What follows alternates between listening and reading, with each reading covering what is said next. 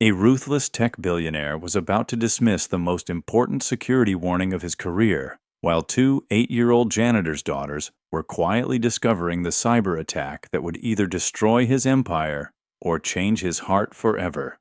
Alexander Hawthorne had no idea that his entire $2.8 billion merger depended on two little girls he'd never even noticed, and what happened next would transform everything he thought he knew about success.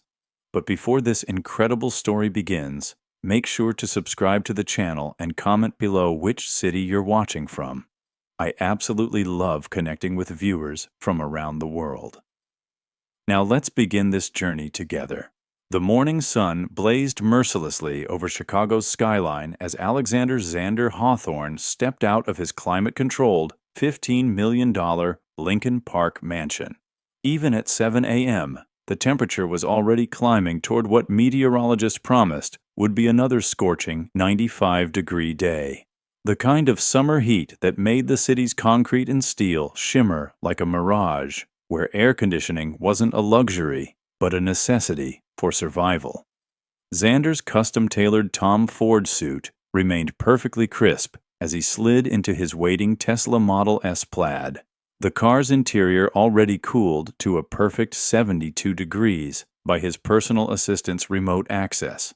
At 42, he had the sharp, calculating look of a man who had clawed his way from a working-class Chicago neighborhood to the pinnacle of the tech world, leaving behind everyone and everything that had once mattered to him. "Morning brief in 5 minutes, Mr. Hawthorne," his driver announced through the intercom as they glided through the affluent streets. Outside, early morning joggers were already wilting in the oppressive heat, while sprinklers worked overtime to keep the manicured lawns of Lincoln Park green, despite the brutal summer drought that had gripped the Midwest for weeks. Xander barely glanced up from his tablet, where pre-market numbers flashed in real time.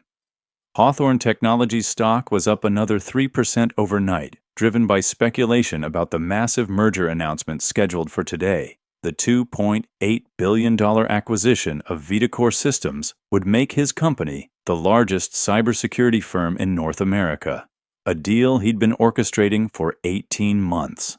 The 30-minute drive downtown took them past Chicago's famous beaches, where despite the early hour, families were already claiming spots under umbrellas and pop-up tents, preparing for another day of record-breaking heat.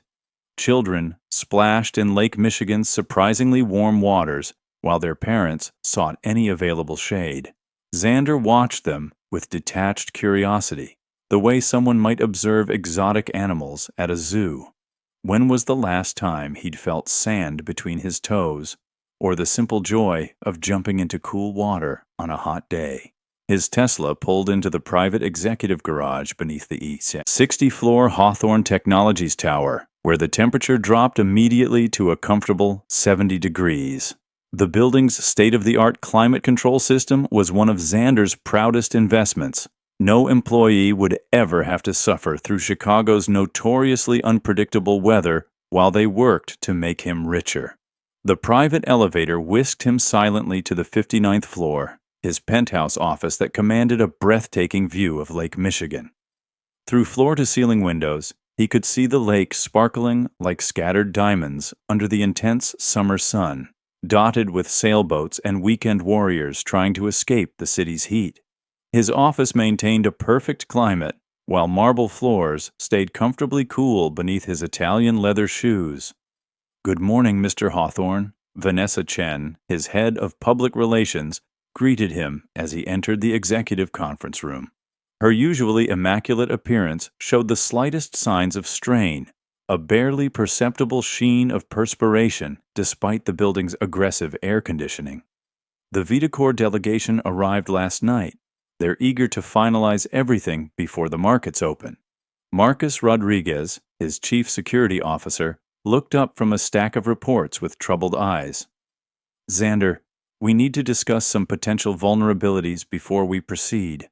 Our preliminary scans of Vidacor's systems have revealed some concerning—" "Marcus," Xander interrupted, settling into his chair with the fluid motion of a predator claiming territory. "We've been through this. Vitacor's security is exactly why we're acquiring them. Their European standards are different from ours, but that's tomorrow's problem. Today, we make history. The conference room fell silent, except for the whisper of climate-controlled air circulating overhead. Through the windows, Chicago stretched endlessly under a cloudless sky, the summer heat already creating visible waves rising from the asphalt streets below. Office workers hurried between buildings, seeking the brief respite of air-conditioned lobbies and covered walkways. "But sir," Marcus persisted, his voice carefully controlled, "some of these vulnerabilities could be exploited during the integration process. If someone wanted to disrupt the merger or steal proprietary data, the next 48 hours represent a perfect window of opportunity." Xander's smile was as cold as the artificial environment surrounding them. "Marcus, I didn't build a billion-dollar empire by being paralyzed by what-ifs. Vitacor's board is flying back to Frankfurt tomorrow morning. This deal closes today, vulnerabilities or not. Our insurance covers cyber incidents."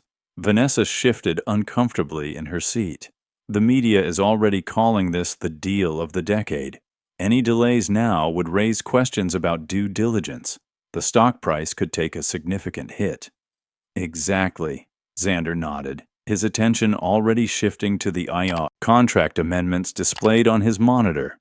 Outside, the morning rush hour was in full swing, despite the oppressive heat. Chicago's famous L trains carried thousands of workers into the downtown core, most of whom would spend their day in climate-controlled offices, grateful for any job that kept them out of the merciless summer sun. "I want the Vitacor integration to begin the moment we sign," he continued. "Full system merger by end of business Friday. Our shareholders expect seamless execution, not cautious hand-wringing about theoretical security concerns." Marcus exchanged a glance with Vanessa, the kind of look that passed between subordinates who knew better than to press their boss too hard. "Of course, sir. I'll monitor everything closely. We've increased our night security staff for the summer anyway. Lots of parents looking for extra hours while their kids are out of school." "Whatever it takes," Xander dismissed with a wave of his hand. "Just make sure nothing interferes with this deal. Nothing."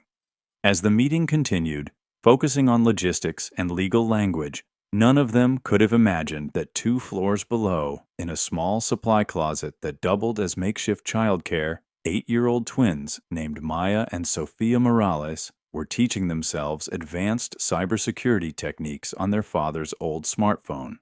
Roberto Morales, the night janitor whose double shifts were quietly keeping Hawthorne Technologies spotless, had no idea his daughters possessed the exact skills that might soon determine whether Xander's empire survived the next 24 hours.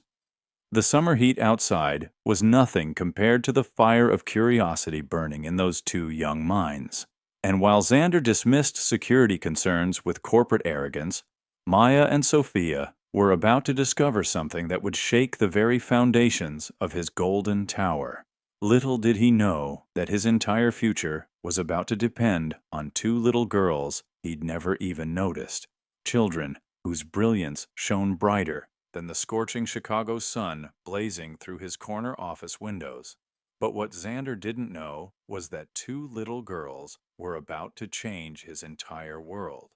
While the scorching Chicago heat finally began to ease as darkness fell over the city, Roberto Morales was preparing for another long night of work with his 2 brilliant daughters by his side.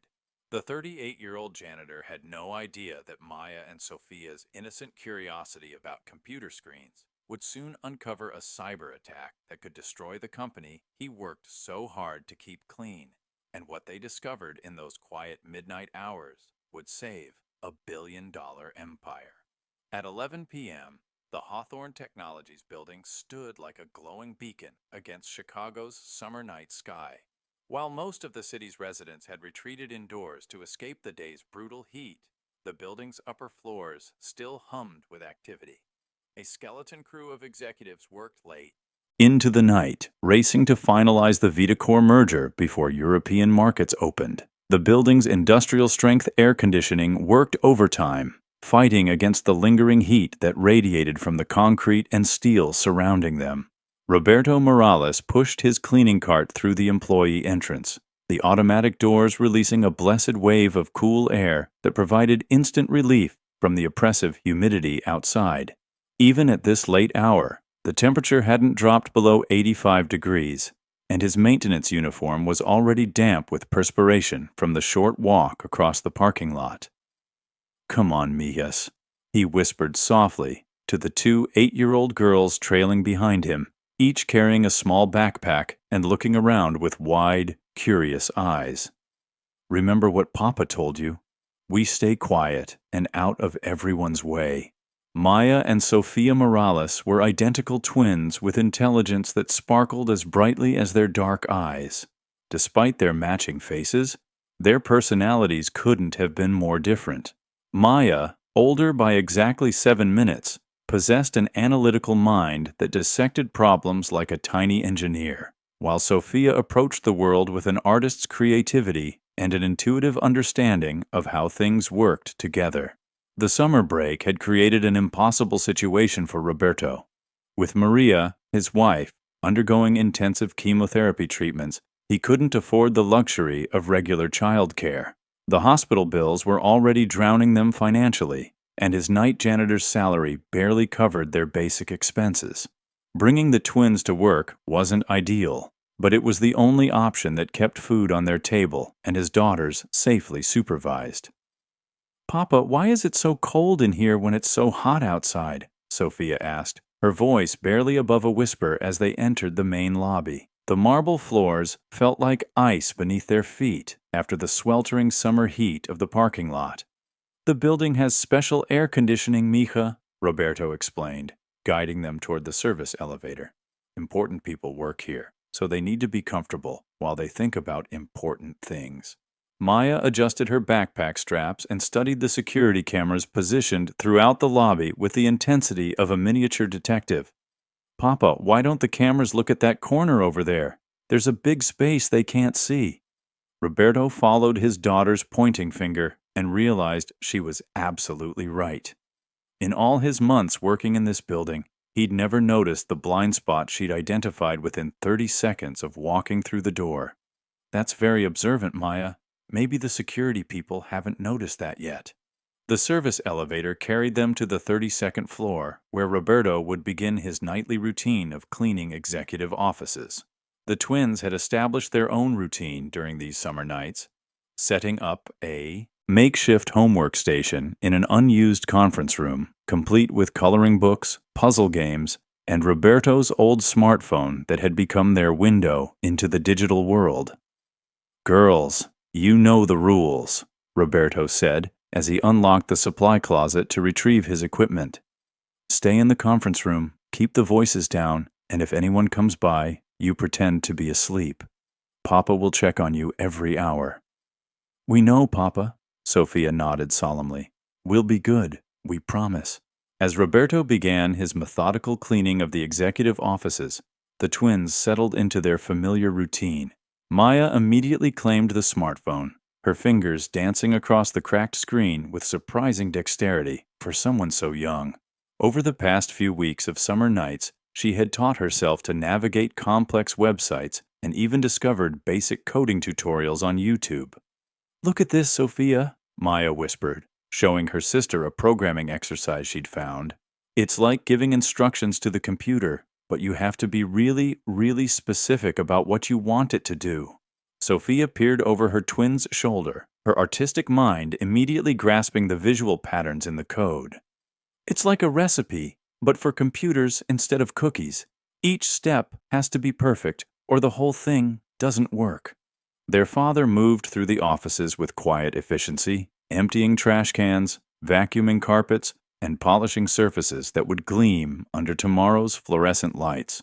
Roberto took pride in his work, even if the executives who benefited from his efforts would never know his name. Every spotless desk and streak-free window represented his contribution to keeping this corporate machine running smoothly. "Papa!" Sophia's voice carried a note of excitement as she appeared in the doorway of the office he was cleaning. "The printer in the conference room is making funny noises and flashing red lights. Maya thinks it's broken. Roberto sighed, knowing that a broken printer would likely result in complaints tomorrow, potentially putting his job at risk. Let me take a look, mija. In the conference room, Maya was already crouched beside the large multifunction printer, her small hands tracing the various buttons and displays with scientific curiosity. It keeps saying paper jam, but I looked everywhere, and there's no paper stuck anywhere. Roberto examined the machine, pressing buttons and opening compartments, but the error message persisted. This was exactly the kind of technical problem that made him feel helpless and inadequate. Problems that required knowledge he'd never had the opportunity to learn. Papa, can I try something? Sophia asked, her head tilted thoughtfully as she studied the printer's display screen. Sometimes when my toys don't work right, I have to turn them off for a really long time before turning them back on. That's called a hard reset, Maya added, proud of the technical term she'd learned from watching repair videos online. It makes the computer inside the machine forget about whatever was confusing it. Roberto nodded, stepping back to let his daughters experiment. Within minutes, Sophia had located the main power button and held it down for a full 30 seconds before restarting the device. The printer hummed to life, its error messages disappearing as it returned to normal operation. How did you know to do that? Roberto asked, amazement evident in his voice. We watch videos about fixing things, Maya explained matter-of-factly. Computers are just like people sometimes. They get confused and need a minute to remember what they're supposed to be doing. As Roberto continued his rounds, the twins returned to their digital exploration. Maya had discovered that the conference room's computer, left running by an executive who'd worked late, was connected to the company's internal network. Her curiosity led her to click through various folders and applications, not with any malicious intent, but with the natural inquisitiveness of a child exploring a fascinating new world. Sophia, look at this, Maya whispered, her voice tight with concern. These numbers keep changing, but they're not supposed to. And look at all these files that have today's date. Someone's been copying things all night long. Sophia leaned closer to the screen, her artistic eye immediately detecting patterns that didn't belong. Those file names look weird too, like someone tried to make them look normal but didn't quite get it right. The twins didn't understand the technical implications of what they were seeing, but their young minds recognized something fundamentally wrong with the data flowing across the screen. Numbers that fluctuated wildly, file transfers happening at unusual hours, and system processes running that seemed to serve no legitimate business purpose. Should we tell Papa? Sophia asked, her voice uncertain. He'll just worry, Maya replied, her protective instincts kicking in. Papa has enough to think about with Mama being sick. Maybe we can figure this out ourselves. As the clock approached midnight and the summer heat outside finally began to ease, the twins continued their innocent investigation into what they couldn't have known was a sophisticated cyberattack designed to steal proprietary information and crash the VitaCore merger. Their father worked diligently 3 floors above, taking pride in maintaining the offices where decisions affecting billions of dollars were made daily. Roberto Morales saw his daughters as brilliant lights in a world that often seemed determined to dim their potential.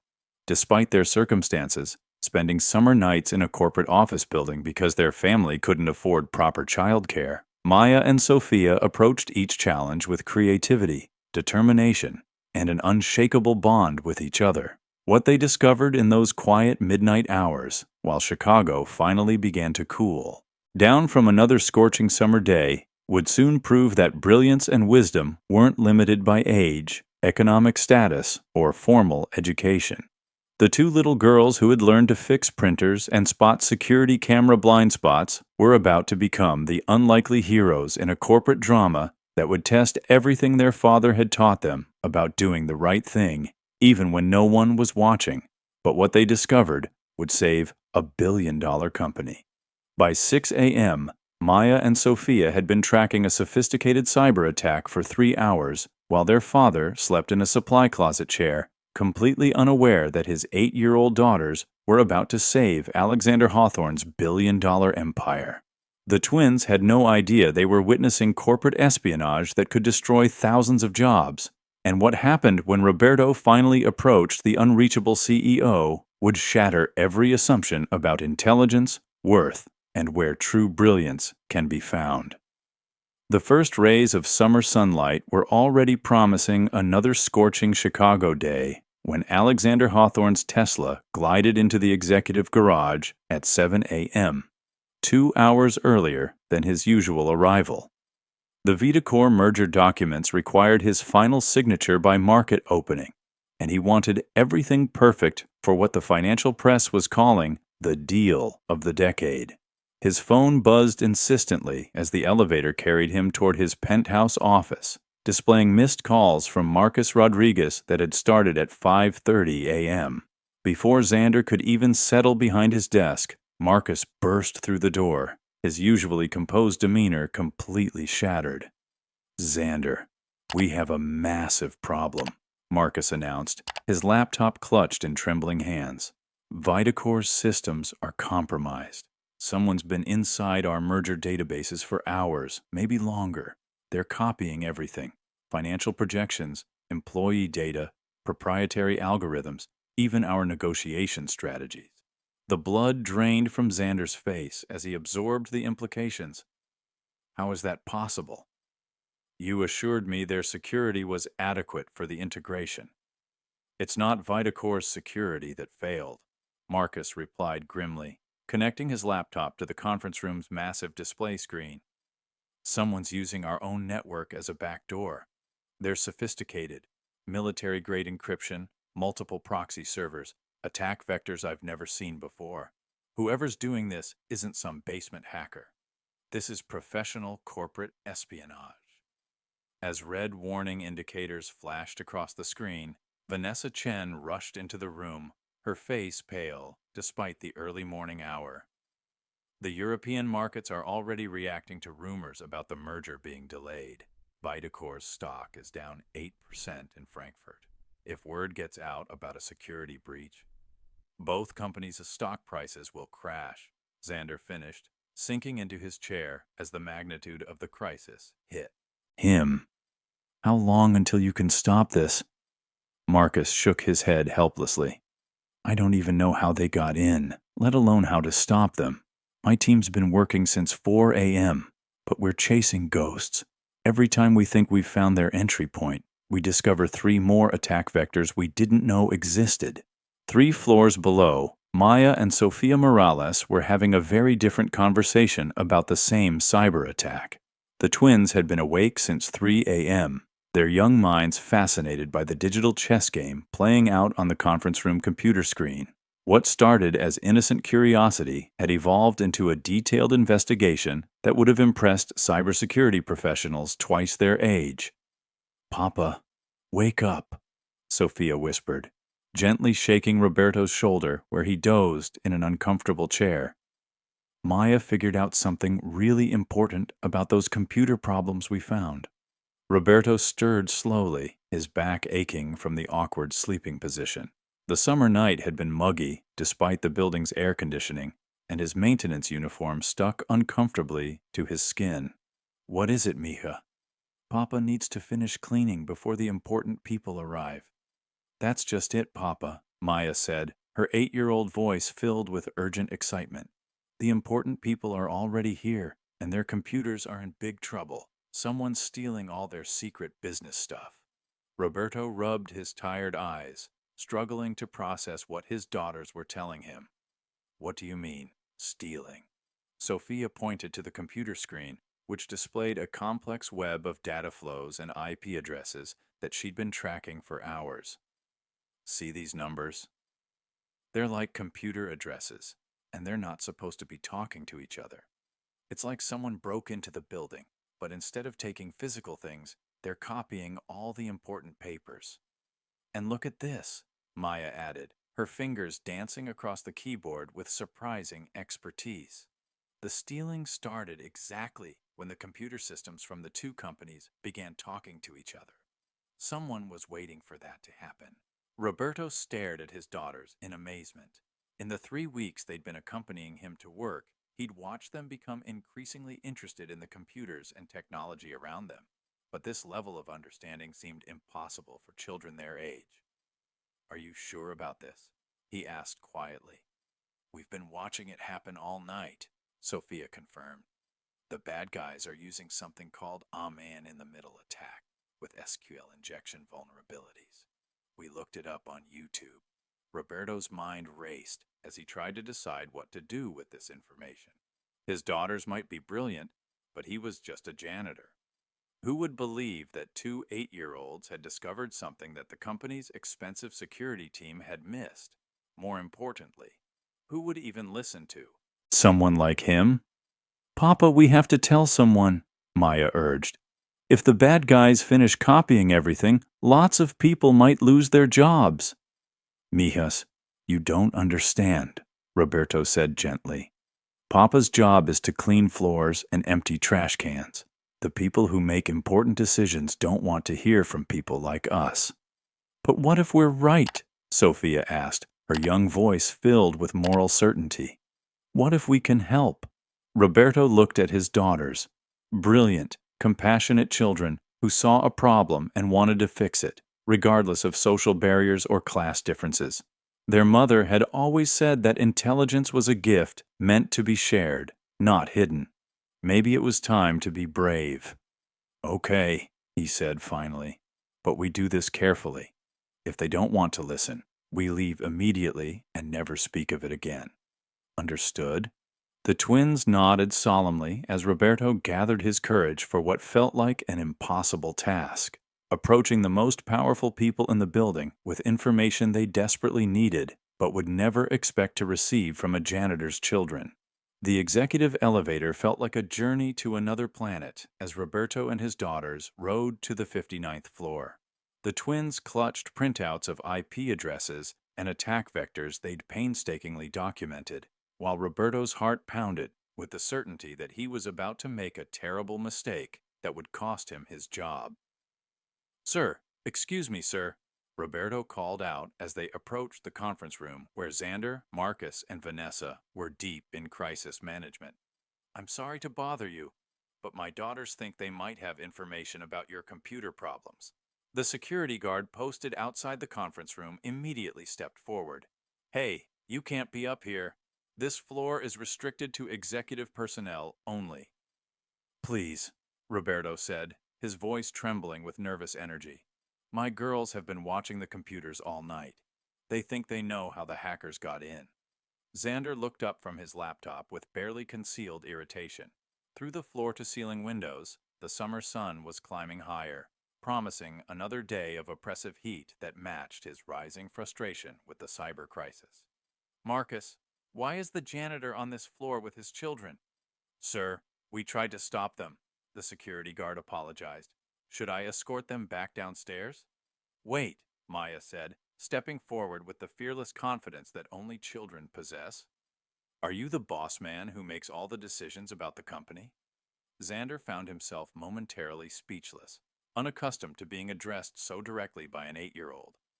"I'm the CEO, yes, but this really isn't the time for—" "Good," Sophia interrupted, pulling out her carefully prepared notes.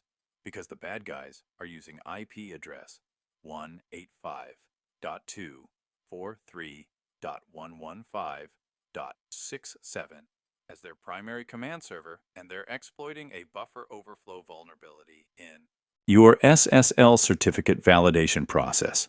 Maya and I figured out they're also using DNS tunneling through port 53 to exfiltrate data, which is why your normal security monitoring didn't catch them." The conference room fell completely silent. Marcus Rodriguez, who had spent years earning his cybersecurity credentials from MIT, stared at the 8-year-old girl who had just rattled off technical details with casual precision. That's not possible," Marcus whispered. "How could you possibly know those specific attack vectors?" "YouTube University," Maya replied with a shrug. "And we've been watching your computers all night while Papa worked. The bad guys weren't very good at hiding what they were doing once you knew where to look. Xander felt his worldview shifting as he looked at these two children. The janitor's daughters he'd never even noticed, despite seeing their father every morning. They stood there in clothes that had obviously been worn for too many hours, hair slightly messy from sleeping in an office chair, but speaking with an authority about cybersecurity that his expensive consultants couldn't match. But then Sophia said something that made everyone freeze. "Mr. Bossman, why don't you just call the police about the computer thieves? Isn't stealing wrong even if you do it with computers instead of your hands?" I can only imagine what you're feeling right now, watching these brilliant children challenge every assumption about intelligence and worth. If you're as amazed as I am by what just happened, don't forget to subscribe and tell me in the comments. Have you ever been underestimated because of where you came from? The question hung in the air like the oppressive summer heat outside, cutting through corporate complexity with the simple moral clarity that only a child could provide. In that moment, Alexander Hawthorne realized that everything he thought he knew about success, intelligence, and human value was about to be completely redefined by two 8-year-olds who had learned cybersecurity to help their father do his job better. Little did he know that this was only the beginning of the most important education of his life. The moment Maya accessed Alexander Hawthorne's personal computer and revealed that hackers had stolen his private family photos, banking information, and confidential medical records, the billionaire CEO realized that two 8-year-old girls understood cybersecurity better than his entire million-dollar IT department. What happened next would force him to question everything he believed about intelligence, worth, and success, while the summer heat outside Chicago seemed insignificant compared to the pressure building in his corner office. "Show me," Xander said quietly, his voice stripped of its usual corporate authority as he gestured toward his personal laptop. The morning sun streamed through the floor-to-ceiling windows, already heating the glass despite the building's aggressive air conditioning. Outside, Chicago was waking up to what meteorologists predicted would be the hottest day of the summer so far. Maya approached his desk with the careful confidence of a child who understood she was in adult territory, but knew her information was too important to withhold. Her small fingers moved across the keyboard with surprising precision, navigating through system directories that most adults would never think to explore. "See this folder here?" Maya pointed to a hidden directory buried deep in the computer's file structure. "The bad guys copied everything. Your bank account numbers, your medical records from when you had surgery last year, even pictures of your family from when you were little." Xander's face went pale as private documents flashed across the screen, files he'd assumed were completely secure, protected by the most expensive cybersecurity money could buy. How is this possible? These files aren't even connected to the company network. "They are now," Sophia explained, joining her sister beside the massive desk. "When you connected your personal computer to the company's Wi-Fi this morning, you created what Maya calls a bridge. The bad guys used it to jump from the business computers to your personal stuff." Marcus Rodriguez, who had been silent since the twins' initial technical demonstration, finally found his voice. That's exactly how advanced persistent threats work. But how do you know this terminology? How do you understand these attack patterns?" Roberto stepped forward, his janitor's uniform a stark contrast to the expensive suits surrounding him. "My daughters, they watch computer videos on my phone during the nights we're here. They say they want to help Papa's work be safer. Papa gets really worried about the computers at night," Maya added matter-of-factly. "He's scared that if something bad happens to them, he might lose his job. So we learned about computer security to help protect the place where he works."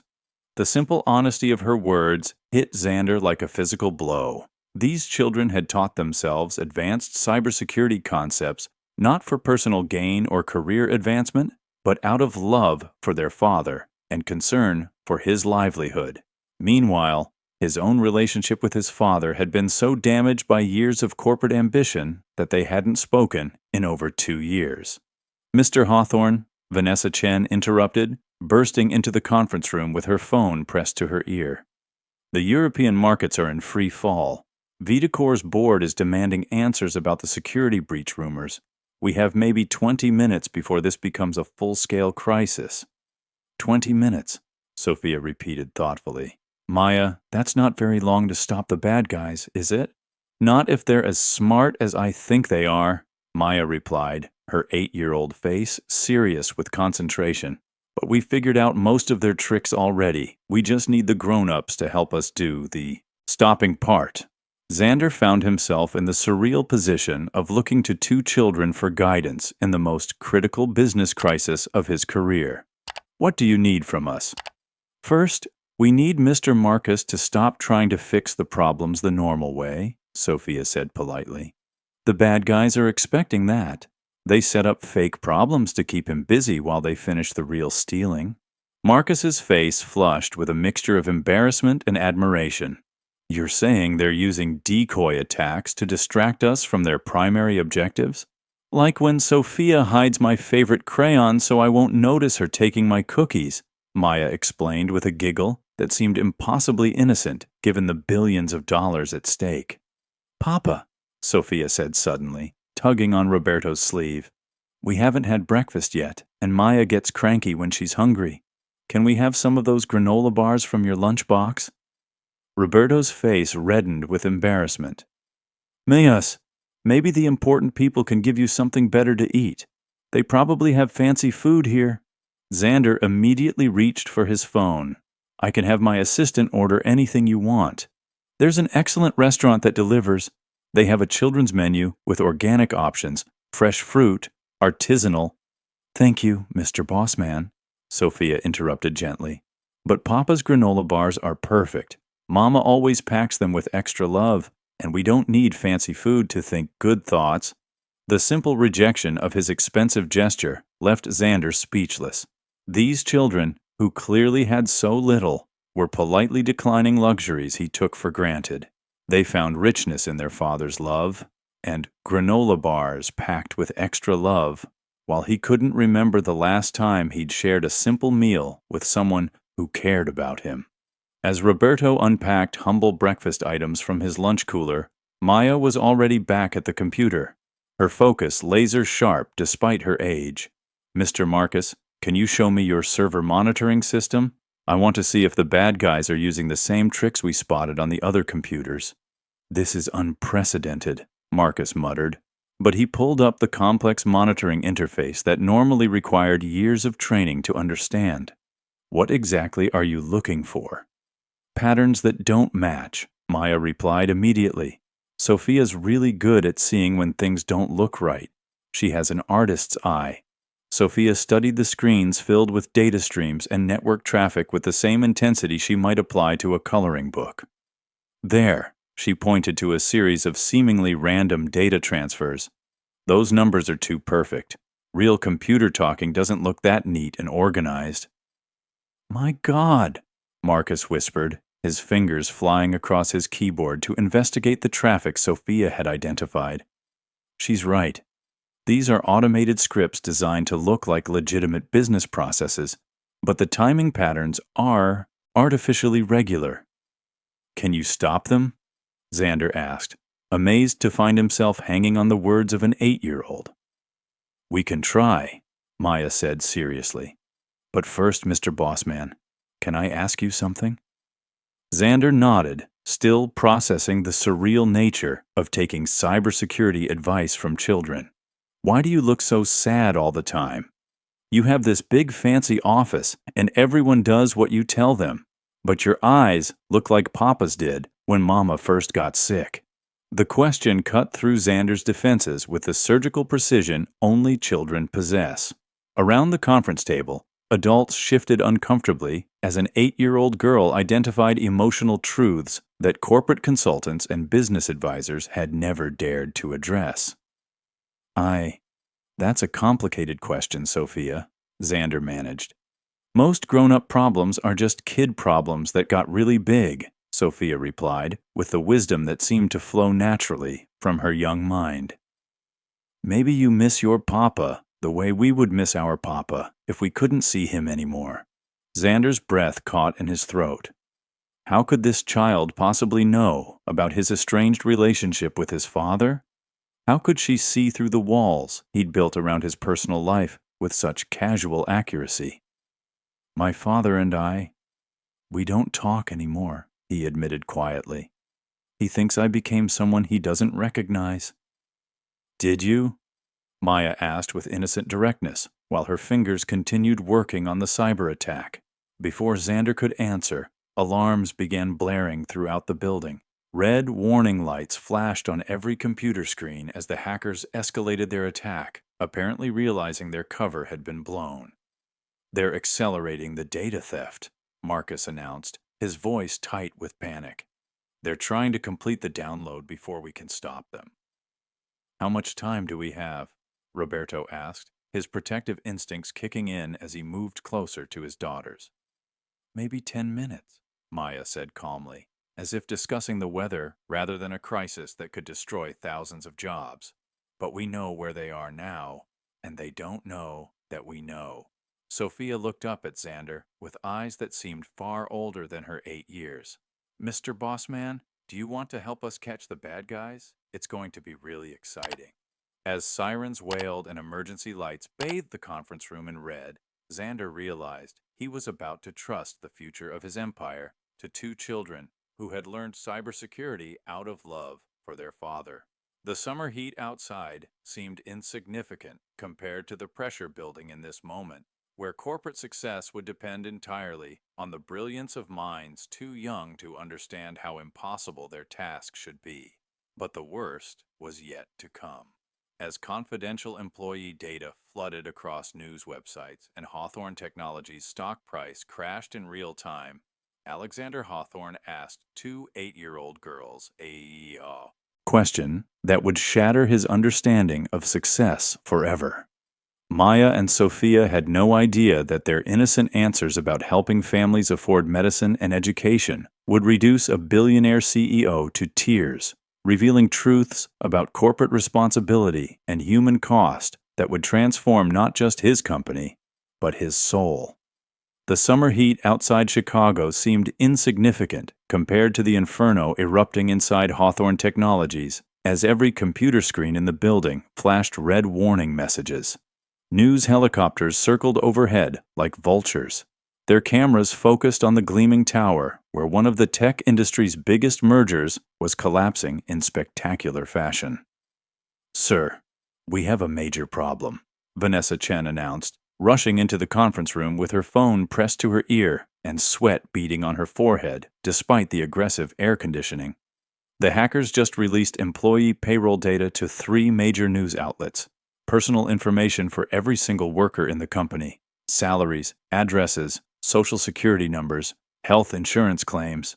Maya looked up from the computer where she'd been tracking the cyber attack with the focused intensity of a child playing her favorite video game. That's really bad, isn't it? Now the bad guys can steal money from all the workers' bank accounts.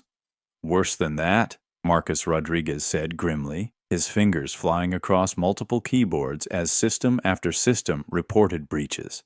This kind of personal data exposure could trigger lawsuits, regulatory fines, and criminal investigations. We're looking at potential damages in the hundreds of millions. Roberto Morales felt his blood run cold as the implications hit him. His family's financial information, their medical bills, insurance claims for Maria's cancer treatments, their modest savings account was now public knowledge. Mias, he said quietly to his daughters, maybe we should go downstairs now. Papa doesn't want you to get in trouble for being here. No, Papa, Sophia said firmly, her 8-year-old voice carrying surprising authority. We started helping fix this problem, and we're going to finish helping fix it. Mama always says that when you start something important, you see it through to the end.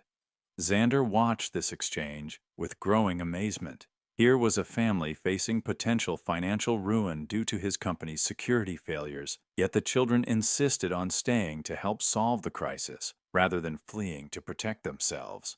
When was the last time he'd encountered such loyalty in his corporate world? The stock price just dropped another 12%, Vanessa announced, her usual composure cracking under the pressure. If this continues, both companies will be worthless by market close. The Vitacor board is threatening to pull out of the merger entirely. How long until they finish downloading everything? Xander asked, his usual commanding presence diminished by the magnitude of the crisis unfolding around him. Maybe 5 minutes, Maya replied, without looking up from her screen. But Mr. Xander, can I ask you something while we work? The casual use of his first name by an 8-year-old should have felt inappropriate, but instead it carried an intimacy that his corporate world had been missing for years. Of course, Maya. If you had all the money in the world, if you could buy anything you wanted, what would you do with it? The question caught Xander completely off guard. What would I do with unlimited money? Yeah, Sophia chimed in, pausing her own work to look at him with those impossibly wise eyes. Like, if you could make anything happen just by spending money, what would you choose?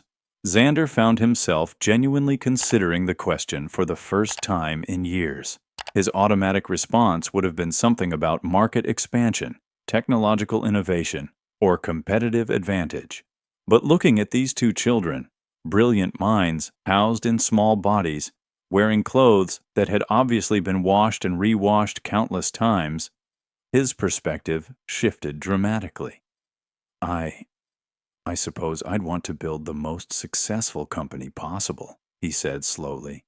Create value for shareholders, develop cutting-edge technology, dominate market segments. Maya tilted her head with the confusion of a child trying to understand adult logic. But that's just making more money with the money you already have. What would you do to help people? Help people? Yeah, Sophia added, her fingers still dancing across the keyboard as she spoke. Like, if we had your money, we'd make sure nobody's daddy has to choose between medicine for mama and food for Christmas dinner. That's what Papa had to do last month, and it made him cry when he thought we weren't looking. Roberto's face flushed with embarrassment and pain. Mijas, you don't need to tell everyone about our problems. It's not a problem, Papa, Maya said matter-of-factly. It's just what happens to families when people get sick and medicine costs too much money. If Mr. Xander had enough money to fix that for everyone, wouldn't that be better than just making more money? And we'd make sure smart kids can learn about computers even if they're poor like us, Sophia continued with the earnest passion of childhood idealism. Some of our friends at school are really good at math and science, but their families can't afford computers or internet. That's not fair, because being smart shouldn't depend on having money. Xander felt something fundamental shifting in his chest as he listened to these children, who had so little, talk about using wealth to solve other people's problems. Despite facing their own family's medical bankruptcy, their first thoughts weren't about personal gain, but about helping others in similar situations. My father, Xander said quietly, the words emerging from a place he'd kept locked away for years, worked in a factory for 32 years. He died of a heart attack at 58, 2 years before he could collect his pension. The doctors said it was stress-related, the constant worry about providing for our family, the fear of losing his job, the pressure of never having enough. The conference room fell silent, except for the humming of overworked air conditioning units fighting against the summer heat. Roberto looked up sharply, recognizing the pain in Xander's voice as something he'd lived with every day since Maria's diagnosis. I swore I'd never live like that, Xander continued, his voice cracking with emotion. I promised myself I'd make enough money that stress and worry could never touch me. But somehow, in building that security for myself, I created a company where other fathers face the same impossible choices my father did. Mr. Xander, Roberto said softly, my wife Maria, she has cancer. The insurance covers most of the treatments, but not all. The co-pays, the experimental medications, The time I have to take off work for appointments, we're drowning in medical debt. I work double shifts just to keep us from losing our house." Xander's face went pale as he realized the human cost of his cost-cutting measures over the years. Reduced health insurance coverage, higher employee co-pays, eliminated sick leave policies. Decisions that looked brilliant on quarterly reports but devastating when viewed through the lens of a real family's struggle. "How much?" Xander asked quietly. "How much do you owe for her treatments?" Roberto hesitated, then spoke with the dignity of a man who'd never asked for charity. "About $60,000, sir. More than I make in 2 years." The number hit Xander like a physical blow. $60,000, less than he spent on a single business dinner, an amount he could earn in interest in a week, represented a family's financial destruction. His success had been built on a foundation of policies that pushed families like Roberto's to the breaking point. "Sir," Marcus interrupted urgently, "they're accelerating the final data transfer. If we don't stop them in the next 2 minutes, they'll have everything." But Maya and Sophia had been quietly working while the adults shared their emotional revelations. "Actually," Maya said with the calm confidence of a master chess player making a winning move, "we already stopped them about 3 minutes ago. We just wanted to make sure we caught all their backup systems too." "What?" Marcus stared at his monitors in disbelief. "The attack indicators are still showing active intrusion." "Those are fake signals we're sending back to them," Sophia explained patiently. "Maya figured out how to make them think they're still stealing data, but really they're just copying empty folders over and over again. We've been feeding them fake information while we traced all their real hiding places." "And we found out who hired them," Maya added with the satisfaction of a child who'd solved a particularly challenging puzzle. "It was someone from the other company who didn't want the merger to happen. We have all their messages and payment records." Xander looked at these 2 children, brilliant, compassionate, resourceful, who had solved a crisis that threatened to destroy his empire while simultaneously teaching him more about leadership and humanity than 30 years of business school and corporate consulting. They had been quietly saving his company while he finally confronted the moral cost of his success. The tears came without warning, streaming down his face as years of suppressed guilt and recognition crashed over him like a summer thunderstorm.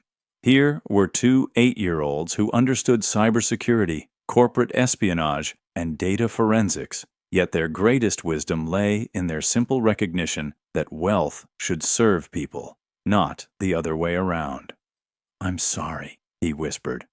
Though whether he was apologizing to Roberto, to his daughters, to his own father's memory, or to every employee whose family had suffered from his cold business decisions, he couldn't say. Sophia walked over and gently patted his arm with the unconscious comfort that children offer to hurt adults. "It's okay, Mr. Xander. Sometimes grown-ups have to cry when they figure out really important things. Papa cried when he realized Mama was going to be okay, and those were happy tears mixed with sad tears. The important thing," Maya added with wisdom far beyond her years, "is that now you know, so you can start fixing things for all the other families who need help." I can only imagine what you're feeling right now after witnessing this incredible moment of transformation. If you're as moved as I am by what just happened in that conference room, don't forget to subscribe and tell me in the comments. What was your reaction to Xander's emotional breakthrough? This story gets even more incredible from here. As Chicago's summer heat continued to build outside, Alexander Hawthorne sat in his climate-controlled tower, surrounded by the most advanced technology money could buy, learning about true wealth from 2 children whose greatest treasure was their love for their family. The cyber attack had been stopped, but a more profound transformation was just beginning. The moment Maya pressed enter on her final command sequence, every computer screen in Hawthorne Technologies flashed green as her defense system trapped the hackers in their own digital web while simultaneously recovering every stolen byte of data. Within minutes, FBI agents would storm into the conference room, amazed that two 8-year-old girls had solved a cybercrime that the nation's top experts couldn't crack. And what Alexander Hawthorne did next would prove that true leadership means protecting the people who protect you. The summer sun had reached its peak intensity over Chicago, turning the city into a shimmering heat mirage visible through the conference room's floor-to-ceiling windows. But inside the climate-controlled executive suite, a very different kind of heat was building as Maya's fingers danced across the keyboard with the precision of a concert pianist performing a masterpiece. "Now, Sophia," Maya said calmly, as if she were asking her sister to pass the crayons rather than executing a sophisticated cyber counterattack. "Push the big red button on Mr. Marcus's computer when I count to 3. Marcus Rodriguez watched in stunned silence as his most advanced security protocols were being orchestrated by children who should have been playing with dolls or video games. "That button will activate our entire defensive network grid. Are you sure you know what you're doing?" "Pretty sure," Sophia replied, with the casual confidence that only 8-year-olds possess. "We tested it on the practice computers downstairs. Ready, Maya? 3, 2, 1, now!" The transformation was instantaneous and spectacular. Every monitor in the building shifted from red warning alerts to brilliant green confirmation signals. Data that had been hemorrhaging from the company's servers suddenly reversed direction, flowing back into secure storage like a river changing course. Most remarkably, the hackers' own systems began displaying error messages in multiple languages as they found themselves trapped in a digital maze designed by elementary school minds. "Incredible," Marcus whispered, staring at readouts that showed not only a complete halt to the data theft, but active recovery of information that had already been stolen. "They've created a reverse tunnel that's actually pulling data back from the attackers' servers. This is beyond anything I learned at MIT. Roberto Morales watched his daughters with a mixture of pride and concern that any parent would recognize. "Mijas, you did good. But maybe now we should—" His words were interrupted by the sound of heavy footsteps in the hallway outside. Within seconds, the conference room door burst open as a team of FBI agents in tactical gear stormed in, led by a stern-faced woman with graying hair and sharp eyes that immediately scanned the room for threats. "Agent Sarah Mitchell, FBI Cyber Crimes Division," the lead agent announced, her hand resting on her sidearm as she assessed the situation. "We've been tracking this attack for the past 4 hours. Our sources indicate the perpetrators are operating from this location." Xander stood slowly, his hands visible as he addressed the federal agents. "Agent Mitchell, I'm Alexander Hawthorne, CEO of this company. The attack was launched against us, not by us, and it's already been stopped." "Stopped?" Agent Mitchell's eyebrows rose skeptically. "Sir, our cyber division has been working on this case since 5 a.m. The level of sophistication involved suggests state-sponsored actors or highly organized criminal enterprises. This isn't the kind of attack that just stops." "Actually," Maya said in her small, clear voice, "we stopped it about 10 minutes ago. We also caught all the bad guys and got back everything they stole." Agent Mitchell's gaze shifted to the 8-year-old girl sitting at a computer workstation surrounded by complex technical displays. "I'm sorry. Who are you?" "I'm Maya, and this is my sister Sophia. We're the janitor's daughters, and we learned computer security to help Papa keep his job safe." The FBI agent blinked several times, as if trying to process information that didn't fit any scenario in her training manual. "You're telling me that 2 children solved a multi-million-dollar cyber attack?"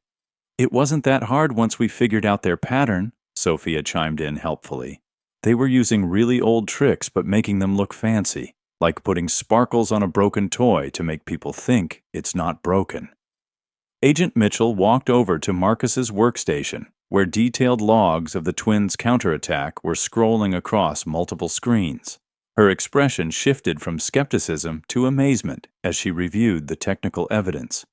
This is actually brilliant. They've not only stopped the attack, but created a forensic trail that leads directly to the perpetrators' identities and location. The bad guys are in a building in Frankfurt, Germany, Maya added matter-of-factly. We have their real names, bank account numbers, and even pictures from their security cameras. They weren't very good at hiding from kids who know how to look in the right places. Within an hour, the FBI had confirmed everything the twins had discovered. The cyber attack had been orchestrated by a disgruntled Vitacore executive who had hired professional hackers to sabotage the merger. By afternoon, arrests were being made in 3 countries, and every piece of stolen data had been recovered and secured. But as news crews began gathering outside the Hawthorne Technologies building, Roberto's concern shifted from the cyber crisis to his family's sudden exposure to public attention. "Mr. Hawthorne, sir, I'm worried about my girls. This kind of attention, it's not good for children. They need to be able to go to school and play with friends without everyone knowing who they are." Xander nodded thoughtfully, understanding Roberto's protective instincts. "You're absolutely right. Let me handle the media." The impromptu press conference that Xander held on the building's front steps was unlike anything the business world had ever seen. Instead of taking credit for solving the crisis, he spoke passionately about the brilliance and integrity of his security consultants, while carefully protecting their identities and family privacy. "The individuals who solved this attack are members of our extended Hawthorne Technologies family," Xander told the assembled reporters, his voice carrying an authority that brooked no argument. "They've asked for privacy, and we will respect that completely. What I can tell you is that their innovative approach to cybersecurity has reminded us all that intelligence and wisdom come from unexpected places, and that our company's greatest strength lies in the people who make it work every day." Behind the scenes, Xander was already implementing changes that would have seemed impossible just hours earlier. His first call was to the head of human resources, demanding an immediate review of all employee health insurance policies. His second was to the company's benefits administrator, authorizing expanded coverage that would eliminate the financial burdens faced by families dealing with serious medical issues. "Vanessa," he said to his head of public relations, "I want you to set up a meeting with our board of directors for tomorrow morning. We're going to discuss a fundamental restructuring of our employee compensation and benefits package." "Sir, that kind of change could impact quarterly profits significantly," Vanessa warned. "Good," Xander replied, with a conviction that surprised them both. "Our quarterly profits have been built on the backs of families who can't afford their medical bills or proper education for their children. It's time we invested in the people who make our success possible." Meanwhile, Maya and Sophia had returned to their makeshift workspace in the supply closet, seemingly unaware that they had just saved a billion-dollar company and changed the trajectory of thousands of lives. They were back to working on basic coding tutorials, their extraordinary crisis-solving abilities seamlessly transitioning back to the natural curiosity of children exploring a fascinating new world. "Papa," Sophia said, as Roberto checked on them, "can we come back tomorrow night? Maya wants to learn about something called artificial intelligence, and I want to see if the printers need any more fixing." Roberto smiled, his heart full of pride and love for these remarkable children who remained grounded despite their extraordinary abilities. "We'll see, Mika. Maybe the important people have other plans for us now." But Roberto was wrong about one thing. Xander had already made arrangements for Maya and Sophia to have access to advanced computer equipment and online educational resources, all provided through an anonymous educational foundation that would never ask for publicity or recognition. Their childhood would be protected, but their brilliant minds would have every opportunity to flourish. As the summer day finally began to cool and Chicago's brutal heat wave showed signs of breaking, the Morales family prepared to head home to a life that had been quietly but permanently transformed. Roberto's medical debt had been eliminated through the same anonymous foundation, and his position at Hawthorne Technologies had evolved from night janitor to director of facilities and family services. a newly created role that would help other employees navigate the challenges of balancing work and family responsibilities. But what Xander did next surprised everyone, who thought they understood the ruthless world of corporate leadership. He began staying late at the office not to work longer hours, but to learn from Roberto about the art of being present for the people who matter most. The twins weren't done changing lives, and neither was the CEO, who had finally learned the difference between being successful and being significant.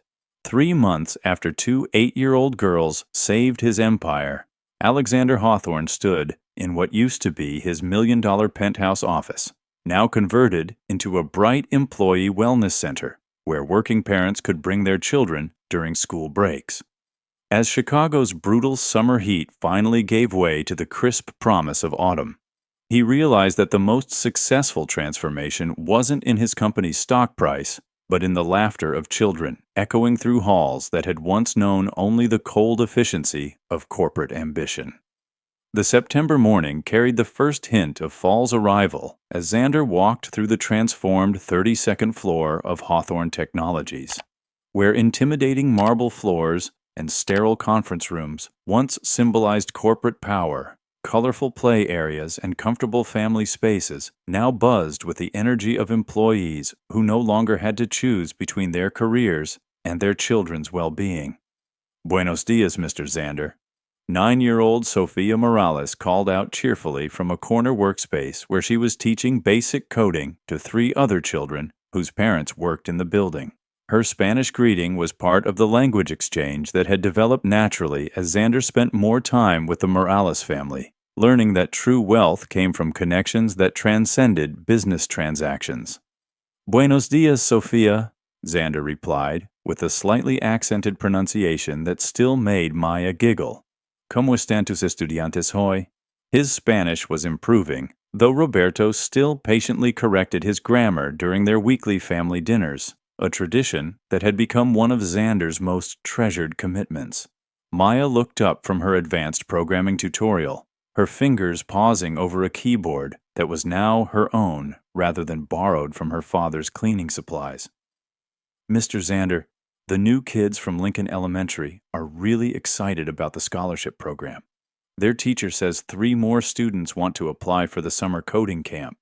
The Maya and Sophia STEM Scholarship had launched 2 months earlier with an initial endowment of $10 million, money that Xander had previously spent on a single quarterly bonus. The program provided technology access, tutoring, and educational opportunities for children from underserved communities throughout Chicago, proving that brilliance existed everywhere if given the chance to flourish. "That's wonderful news," Xander said, settling into one of the comfortable chairs that had replaced his imposing executive furniture. "Have you and Sophia finished reviewing the applications for the advanced placement program?" The twins had become unofficial consultants for the scholarship selection process, their unique perspective helping identify children whose potential might be overlooked by traditional academic metrics. Their insights consistently revealed students who possessed the kind of innovative thinking that couldn't be measured by standardized tests, but could change the world given the right opportunities. Roberto appeared in the doorway, carrying a tablet and wearing the polo shirt that had replaced his maintenance uniform when he'd been promoted to Director of Facilities and Family Services.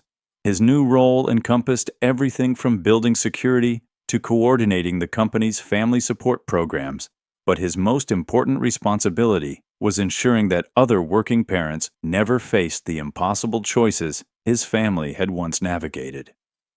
"Xander, Maria wanted me to remind you about dinner tonight," Roberto said with the easy familiarity that had replaced their former employer-employee dynamic. "She's making her grandmother's tamales, and she says you still need practice rolling them properly." Xander laughed, a sound that would have been impossible in his former life of scheduled meetings and profit projections. "Tell her I've been practicing with YouTube videos, but I suspect I'll still need her expert guidance." These Sunday dinners at the Morales home had become more than social gatherings.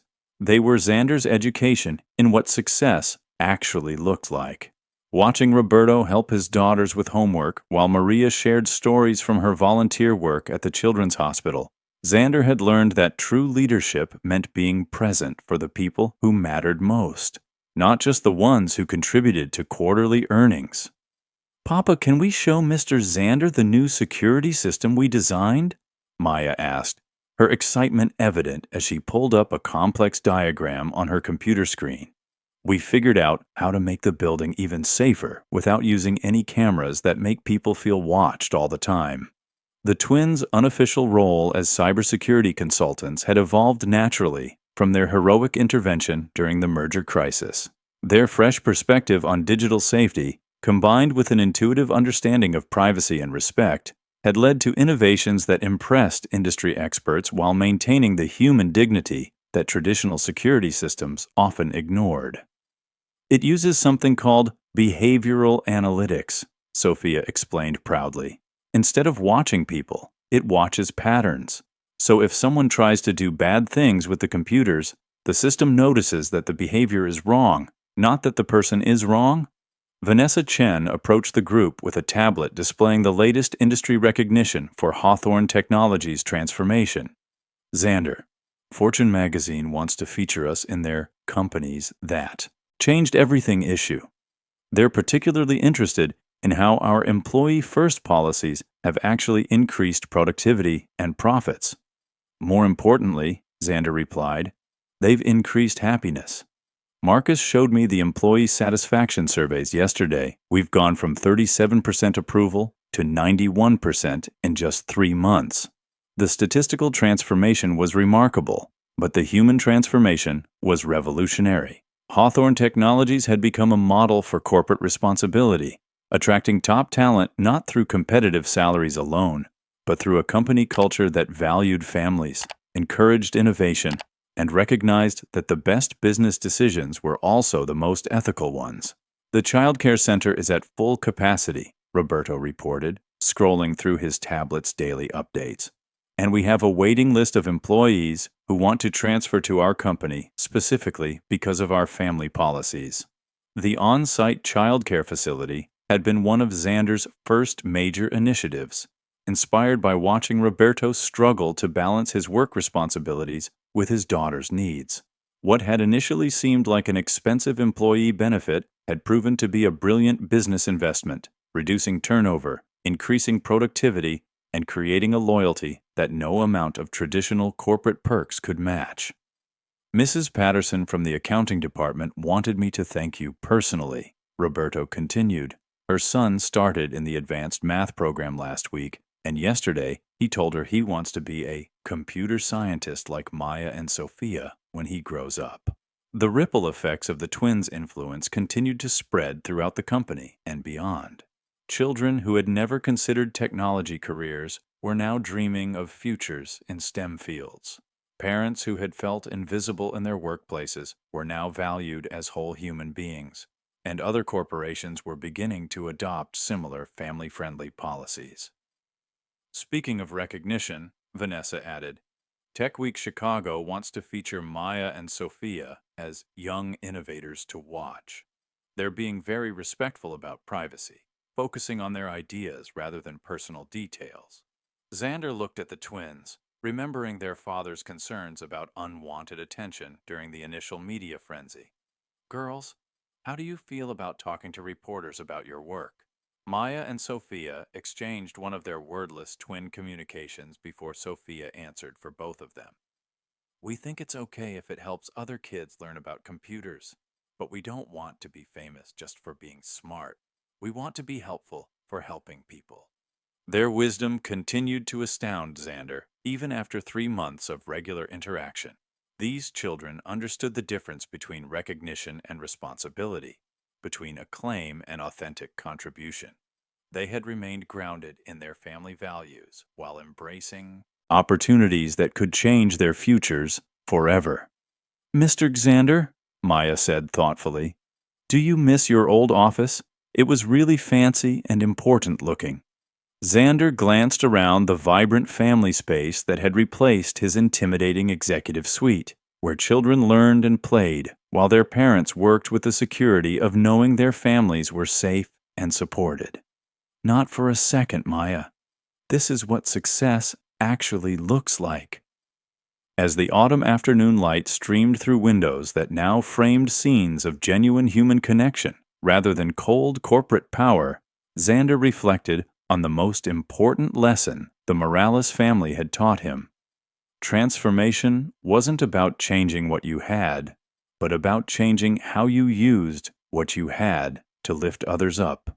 The September breeze carried the promise of a new season, and in the laughter of children learning to code in a space once reserved for billion-dollar deals, Xander heard the sound of a legacy worth leaving. His company's stock price had actually increased since implementing family-friendly policies, but more importantly, hundreds of families now had security, opportunity, and hope. Roberto approached with the quiet pride of a father whose children had changed the world while remaining exactly who they were meant to be. Xander, my friend, are you ready to learn some new Spanish words tonight? Maria says she has some phrases that will help you understand what familia really mean. Comment about a time someone unexpected changed your perspective. I'd love to hear your stories about moments when wisdom came from the most surprising places. As Chicago prepared for another beautiful autumn, the transformation that had begun with 2 8-year-old girls and a cyber attack had evolved into something much larger. Proof that when we measure success by the lives we improve rather than the profits we accumulate, everyone wins. 1 year after 2 9-year-old girls had saved his empire and taught him the true meaning of success, Alexander Hawthorne found himself working the night shift alongside Roberto Morales, training new security staff and discovering that the most profound moments of leadership happen when no cameras are rolling and no quarterly reports are watching. As Chicago's holiday lights twinkled through the office windows like stars promising hope to anyone willing to look up, Sophia asked him the same question that had started his transformation. "Are you happy now?" His tearful answer would prove that some changes reach so deep they reshape not just companies, but souls. The December snow fell gently outside Hawthorne Technologies, transforming Chicago's busy streets into a winter wonderland that seemed to sparkle with possibility rather than the harsh isolation Xander had once associated with the holiday season. Inside the building, the 59th floor buzzed with an energy that would have been impossible to imagine just 12 months earlier. Families gathering for the first annual Roberto Morales Family Values Day, a celebration that honored not just one man's journey from janitor to executive, but the principle that every person's contribution matters. 9-year-old Maya stood confidently at the front of the main conference room, her voice clear and strong as she addressed an audience of employees, their children, and visiting executives from companies across the nation who had come to learn about the Hawthorne model of corporate responsibility. "When Sophia and I first came to work with Papa," Maya began, her natural leadership evident in every word, "we thought big companies were just about making money. But we learned that the best companies are really about making families stronger and helping kids learn to dream bigger dreams." Her sister Sophia nodded enthusiastically from beside their father, who wore the confident smile of a man whose daughters had not only saved a billion-dollar company, but inspired a revolution in how American businesses treated their employees. Roberto's transformation from night janitor to director of corporate security and family services had been featured in Harvard Business Review, Fortune magazine, and Time as an example of what happened when companies recognized talent regardless of job titles or educational backgrounds. "The really cool thing," Sophia added with the infectious enthusiasm that had charmed everyone from FBI agents to Fortune 500 CEOs, "is that when you help one family, it creates like ripples in a pond. Now there are thousands of kids learning about computers and science because their parents work for companies that care about families." Xander watched from the back of the room, his arm around Vanessa Chen's shoulders as she leaned against him with the comfortable intimacy of two people who had discovered love while learning to balance personal happiness with professional responsibility. Their engagement announcement 3 months earlier had surprised the business world, but anyone who knew them understood that their relationship had grown from shared values rather than corporate convenience. "They're amazing," Vanessa whispered, her voice filled with admiration as she watched the twins field questions from visiting executives with the poise of seasoned professionals. "I can't believe they're still only 9 years old." "Sometimes I think they were never really children," Xander replied softly. "They were born with wisdom the rest of us spend decades trying to learn." The past year had brought changes that seemed impossible in their scope and speed.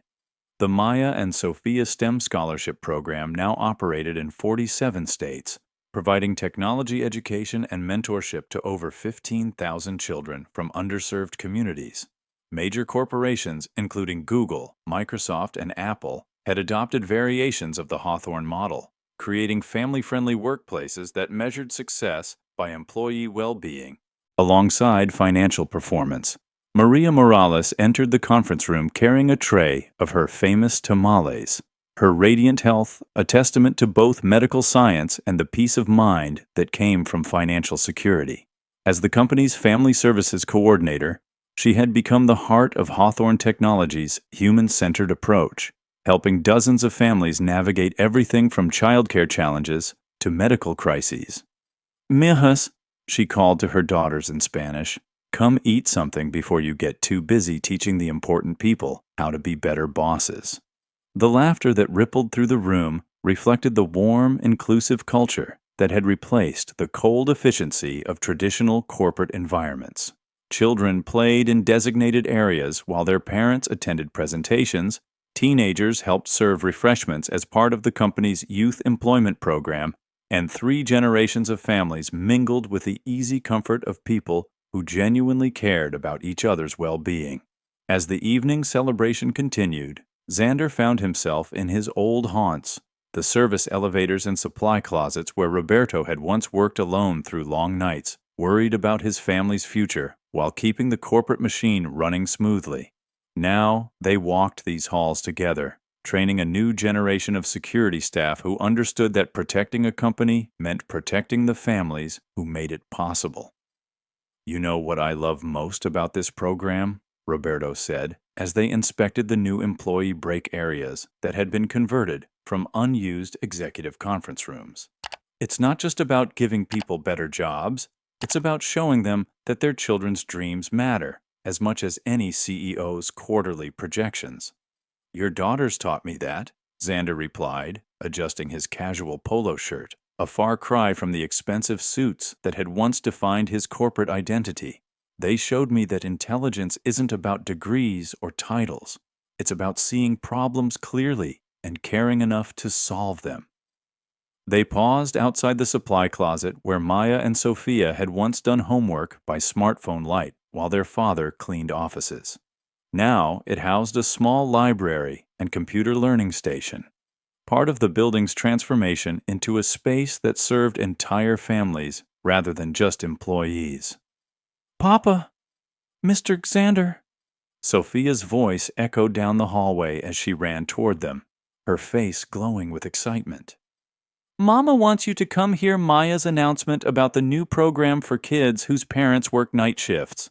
As they returned to the celebration, Xander marveled at the completeness of the transformation around him. The same building that had once represented corporate isolation now hummed with the energy of genuine community. Employees spoke multiple languages, children of all backgrounds learned together, and business decisions were made with families in mind, rather than spite of them. Maya took the microphone again, her confidence having grown tremendously over the year spent speaking at conferences, consulting with technology companies, and inspiring children across the country to pursue STEM education. "We're really excited to announce the Nighttime Families program," she said, her 9-year-old voice carrying the authority of someone who had earned respect through action rather than position. "Starting next month, kids whose parents work evening shifts will have safe places to do homework, learn about computers, and be part of our company family even when their moms and dads are working." The applause was thunderous, but Xander noticed that Sophia had approached him with that thoughtful expression that usually preceded one of her profound observations. She tugged gently on his sleeve, waiting for him to lean down so she could speak privately. "Mr. Xander," she said in the soft voice she reserved for important conversations, "can I ask you the same question I asked a year ago?" "Of course, Sophia. What's on your mind? Are you happy now?" The question hung in the air between them, carrying the weight of a year's worth of transformation, growth, and discovery. Xander looked around the room filled with families celebrating not just professional success, but human connection. At Roberto and Maria, whose love had survived cancer and financial crisis to become stronger than ever. At Maya, whose brilliant mind was already designing the next generation of educational programs. And at Sophia, whose simple wisdom had started a revolution in corporate consciousness. Tears filled his eyes as he realized that happiness wasn't something he had achieved or acquired. It was something he had learned to recognize in the everyday moments of caring for others, contributing to something larger than himself, and understanding that true wealth could never be measured in dollars or stock prices. "Yes, Sophia," he whispered, his voice thick with emotion. "For the first time in my adult life, I'm genuinely happy, and it's because your family taught me what success actually means." Sophia smiled with the satisfaction of a child who had helped fix something important. "Good. Mama always says that when grown-ups learn how to be happy helping other people, that's when they become real leaders instead of just bosses." As the evening wound down and families began heading home through Chicago's gently falling snow, Xander reflected on the miracle of transformation that had begun with a cyber attack and evolved into something far more significant. Proof that wisdom often comes from the most unexpected places, that true leadership means lifting others up, and that the greatest legacy anyone can leave is measured not in profits accumulated, but in lives improved. Before you go, if this story changed your perspective on what success really means, please subscribe to our channel for more incredible true stories about ordinary people doing extraordinary things. And in the comments below, tell me, what does true wealth mean to you? How has someone unexpected changed your understanding of what matters most? Until next time, remember that wherever life has placed you, brilliance and wisdom can come from the most unexpected places. Sometimes, the most important teachers are 9-year-old girls who learned cybersecurity to protect their papa's job. And sometimes, the greatest leaders are the ones humble enough to learn from janitors' daughters that true success isn't about what you achieve for yourself, but what you make possible for others. The legacy of Maya and Sophia Morales wasn't just about stopping a cyber attack or transforming a corporation. It was about proving that when we measure our lives by the love we share and the lives we improve, we discover riches that no amount of money could ever buy.